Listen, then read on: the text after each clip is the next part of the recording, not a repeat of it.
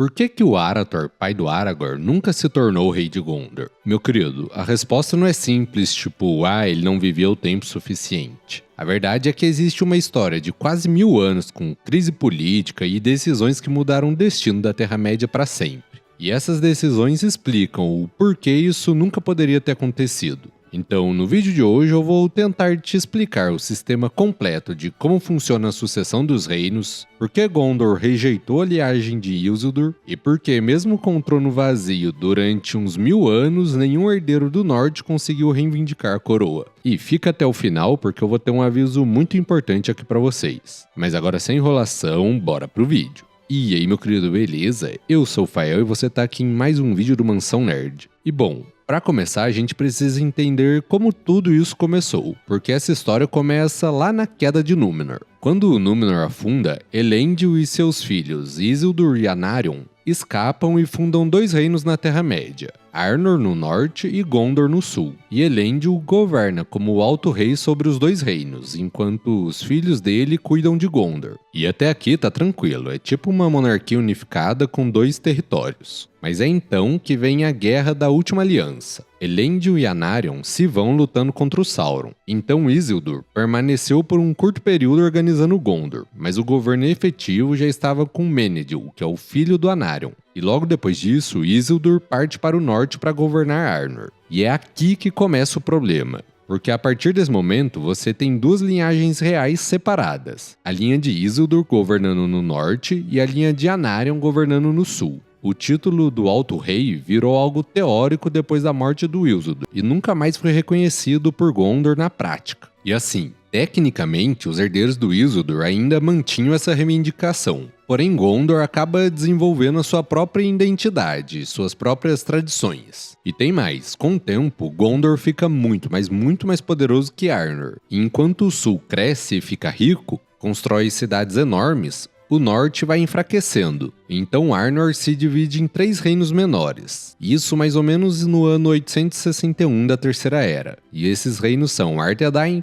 Cardolan e Húrdal. Eu já fiz um vídeo sobre isso que eu vou estar deixando aqui no card. Mas com isso a gente fica com um cenário montado, um sul poderoso e independente e um norte todo fragmentado e enfraquecido. Porém, existem 2 eventos, 2 crises muito importantes que tornaram essa separação permanente. E a primeira crise seria a rejeição de Arvedui. E essa aqui é a mais importante. O rei Ordehan perde na batalha junto com seus 2 filhos, e com isso não tem herdeiro masculino direto da linha de Anarion. E é então que Arvedui, rei de Arthedain e descendente direto de Isildur, que tinha se casado com Firial, que era a filha desse rei Ondoher, manda mensageiros para Gondor reivindicando formalmente a coroa. E ele usa 2 argumentos principais. O primeiro é que ele era o herdeiro de Isildur, que era o Alto Rei. Então, já que a linha de Anarion tinha acabado, a autoridade deveria voltar para a linhagem dele. E segundo é que a esposa dele era a parente mais próxima do rei Ondor. Então nisso, o Conselho de Gondor, que estava liderado pelo regente Pelandor, rejeita completamente o pedido dele. Eles dizem 3 coisas.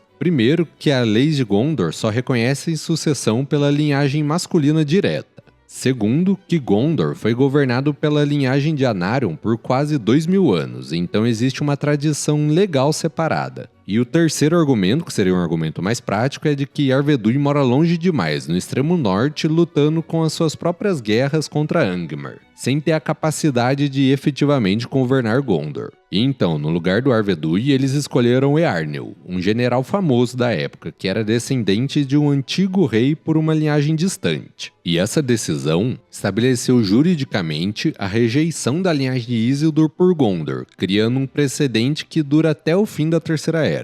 Então Arvedui aceitou a decisão sem tentar forçar alguma coisa de forma militar para não gerar mais guerra, o que para ele seria impossível, já que o reino dele já lutava pela própria sobrevivência contra Angmar. Agora, antes de passar para essa segunda crise, eu queria só fazer um comentário rápido, é que toda essa questão jurídica de linhagem é algo que já aconteceu na vida real e, na minha opinião, o Tolkien pode ter se baseado nisso, lá na Europa. Eu até queria trazer isso aqui pro vídeo, porém ficaria algo mais profundo e muita gente poderia sair do vídeo. Então por isso eu criei uma área de membros aqui pro canal, onde eu vou postar esses vídeos mais profundos, explicando coisas que o Tolkien se inspirou na vida real. A minha ideia é fazer para a área de membros alguns vídeos exclusivos e mais densos, mais robustos. Então, para quem quiser, eu coloquei lá 2 valores, qualquer um dos 2 que você assinar já vai ter essa questão dos vídeos, mas agora vamos continuar com o vídeo. A segunda crise seria a queda de Arthedain, que aconteceu mais ou menos 30 anos depois dessa rejeição.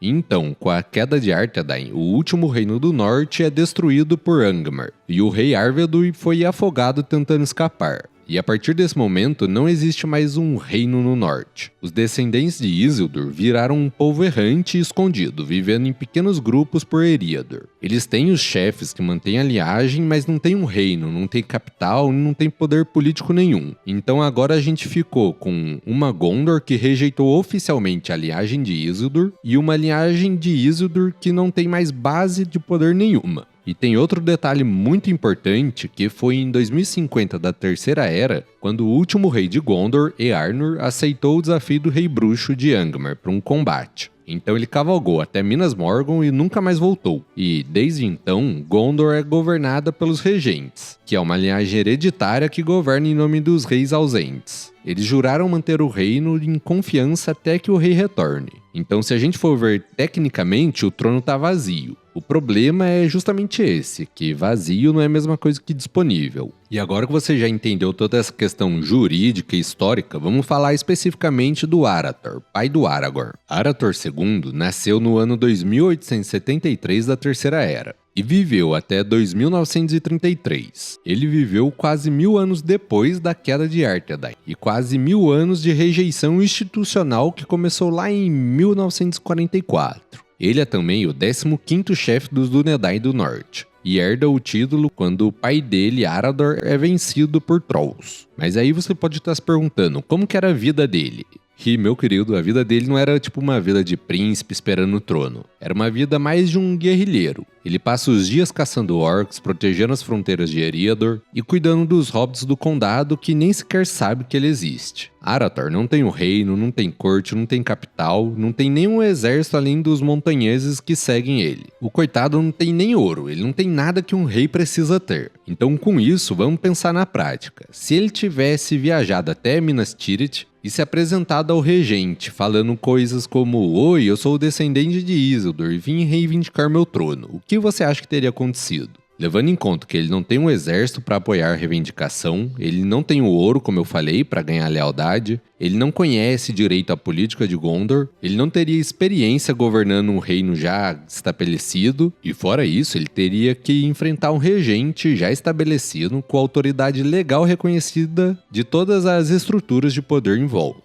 Na minha opinião, na melhor das hipóteses, ele seria ignorado, ou algo muito pior poderia acontecer, como ele ser preso como um impostor, talvez. Ah, e outro detalhe muito importante é que a maioria das pessoas de Gondor mesmo nem sabe que os herdeiros de Isildur ainda existem. Isso virou algo mais de um conhecimento dos sábios, como o Elrond e o Gandalf, não um conhecimento comum. Até porque o Sauron estava caçando eles, então por isso que eles viviam escondidos. Porém, como eu falei, o Arathor parte no ano de 1933 com 60 anos, atingido por uma flecha orc no olho esquerdo enquanto caçava orcs com os filhos do Elrond. E o mais legal é que ele se vai fazendo exatamente o que os chefes dos Dúnedain faziam, que é lutando nas sombras, protegendo as terras que ninguém mais protege, e deixa o filho dele, Aragorn, com só 2 anos de idade. Agora, outra coisa que eu acho importante falar aqui no vídeo é mostrar esse contraste, essa diferença entre o Arathor e o Aragorn, mostrando exatamente porque um conseguiu se tornar rei e o outro não. Afinal de contas, o Aragorn passou décadas se preparando especificamente para reivindicar o trono. Ele já serviu sobre vários nomes, incluindo Thorongil, quando ele trabalha para o regente Ectelion II de Gondor. Nisso, ele já ganha um renome lá em Gondor e ganha experiência militar, conhece as terras e estabelece a reputação dele ali. Porém, mesmo acontecendo isso, o Aragorn só conseguiu reivindicar o trono depois de várias coisas acontecerem.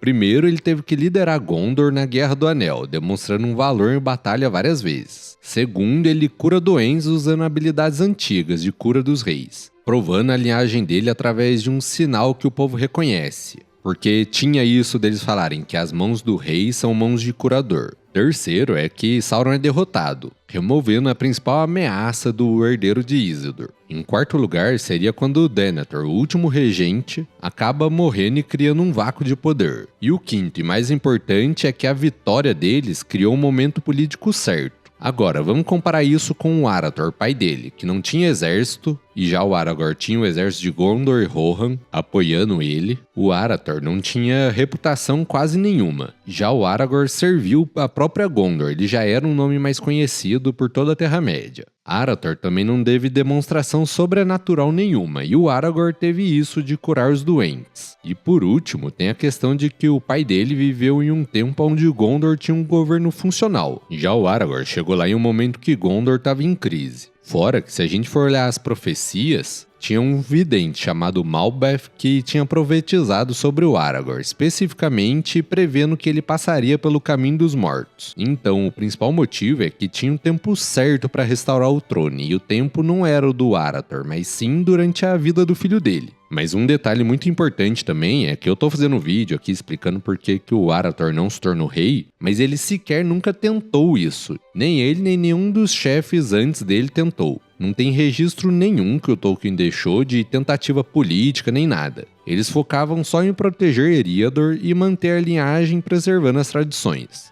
Pode ser porque eles sabiam que não era a hora deles, ou que eles sabiam que eles eram só guardiões que deviam preservar a tradição para o futuro. Então, resumindo, Arathor não virou rei de Gondor por vários motivos. Porque Gondor tinha rejeitado a linhagem de Isildur por quase 1000 anos, porque ele não tinha uma base de poder para fazer uma reivindicação prática, porque o trono vazio não era a mesma coisa que o trono disponível, já que tinha os regentes ali e eles poderiam atrapalhar isso, e principalmente porque todas as circunstâncias históricas não estavam alinhadas para isso. E só então, quando todas as peças se juntaram de uma forma quase como uma providência divina, é que o Aragorn conseguiu reivindicar o trono. Agora, só rapidinho antes de eu encerrar o vídeo, eu queria falar sobre a área de membros. É algo que eu não tinha feito antes aqui no canal, porque eu não tinha nada bom para oferecer para vocês, e eu não queria fazer só por fazer, para ganhar mais dinheiro. Porém, agora eu sinto que eu vou ter uns vídeos novos, uma questão de conseguir dar mais atenção para quem tá lá, já que eu não consigo responder todos os comentários. Então, se você quiser ajudar o canal aqui a crescer mais, apoiar o canal, isso me ajudaria demais e você teria coisas exclusivas, como os vídeos exclusivos, prioridade nas respostas. Lá vocês podem também sugerir temas de vídeo aqui pro canal. Seria uma linha de conversa mais direta. Mas assim, isso é para quem quiser algo a mais. Mas saiba que, se você não quiser se inscrever, tudo tá beleza, meu querido. O importante é você aqui curtir, se inscrever e, se puder, por favor, comentar no vídeo, porque isso me ajuda demais. Vocês não têm ideia de como comentário me ajuda. Então, se você chegou até aqui, comenta Gondor, por favor, só para eu saber quantas pessoas ficaram até o final, para eu ter essa noção também. Assim você me ajuda e eu consigo saber quem ficou até o final. Agora, sem mais enrolação, muito obrigado por me acompanhar até aqui, até a próxima, fiquem com Deus e fui!